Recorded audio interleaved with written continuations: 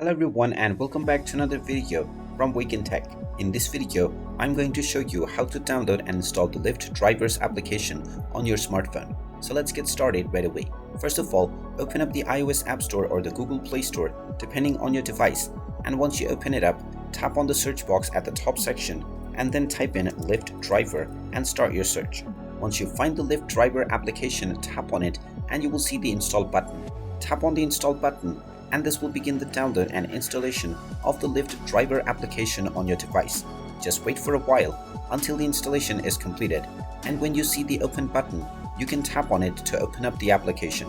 Once you open up the app, you can proceed with logging in to your existing account or signing up to create a new one in order to start using LYFT right away. And there you have it. That is how easy it is to download and install the LYFT driver application on your smartphone. If you find this video helpful, make sure you hit that like button and subscribe to our channel if you haven't done so already. Also ring that notification bell to never miss another update from us.